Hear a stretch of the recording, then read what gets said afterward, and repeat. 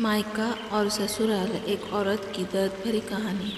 ससुराल में वो पहली सुबह आज भी याद है, कितना हड़बड़ा के उठी थी, यह सोचते हुए कि देर हो गई है और सब न जाने क्या सोचेंगे।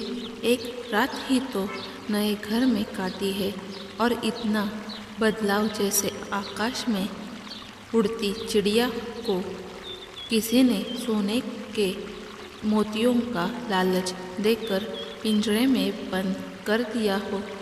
शुरू के कुछ दिन तो यूं ही गुजर गए। हम घूमने बाहर चले गए।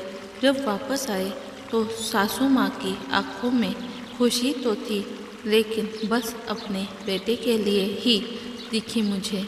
सोचा शायद नया नया रिश्ता है, एक दूसरे को समझते देर लगेगी, लेकिन समय ने जल्दी ही एहसास करा दिया कि मैं यहाँ बहू हूँ, जैसे चाहूँ वैसे नहीं रह सकती। कुछ कायदा मर्यादा है जिनका पालन मुझे करना होगा। धीरे धीरे बात करना, धीरे से हंसना, सबके खाने के बाद खाना, यह सब आदतें जैसे अपने आप की ही आ गई। घर में माँ से भी कभी कभी ही बात होती थी। धीरे धीरे पीहर की याद सताने लगी। ससुराल में पूछा तो कहा गया अभी नहीं, कुछ दिन बाद। जिस पति ने कुछ दिन पहले ही मेरे माता पिता से ये कहा था कि पास ही तो है, कभी भी आ जाएगी, उनके भी सुर बदले हुए थे। अब धीरे धीरे समझ आ रहा था कि शादी कोई खेल नहीं, इसमें सिर्फ घर नहीं बदलता बल्कि आपका पूरा जीवन ही बदल जाता है।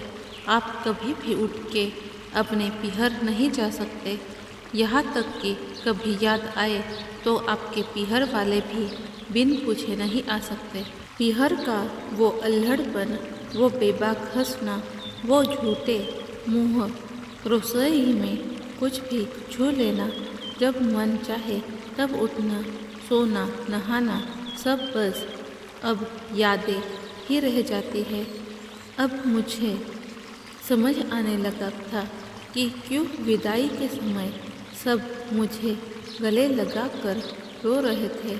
असल में मुझसे दूर होने का एहसास तो उन्हें हो ही रहा था, लेकिन एक और बात थी जो उन्हें अंदर ही अंदर परेशान कर रही थी कि जिस सच से उन्होंने मुझे इतने साल दूर रखा, अब वो मेरे सामने आ ही जाएगा। पापा का ये झूठ कि मैं उनकी बेटी नहीं बेटा हूँ, अब और दिन नहीं छुप पाएगा। उनकी सबसे बड़ी चिंता ये भी, अब उनका ये बेटा जिसे कभी बेटी होने का एहसास नहीं कराया था, जीवन के इतने बड़े सच को कैसे स्वीकार करेगा। माँ को चिंता थी कि उनकी बेटी ने कभी एक गिलास पानी का नहीं उठाया तो इतने बड़े परिवार की जिम्मेदारी कैसे उठाएगी। सब इस विदाई और मेरे पराए होने का मर्म जानते थे, सिवाय मेरे। इसलिए सब ऐसे रो रहे थे जैसे मैं डोली में नहीं, अर्थी में जा रही थी। आज मुझे समझ आया कि उनका रोना गलत नहीं था। हमारे समाज का नियम ही ये है, एक बार बेटी डोली में विदा हुई तो फिर वो बस मेहमान ही होती है घर की। फिर कोई चाहे कितना ही क्यों ना कह ले कि ये घर आज भी उसका है, सच तो ये है कि अब वो कभी भी यूँ ही अपने उस घर जिसे मायका कहते हैं नहीं आ सकती। हजारों समस्याओं और परेशानी आने पर भी उसी को हल करना है, हंसते हुए, गम छुपाते हुए। क्या ये तपस्या से कम नहीं है? अनजान जगह को सुधार कर अच्छा बनाने का काम करना, क्या कहेंगे आप?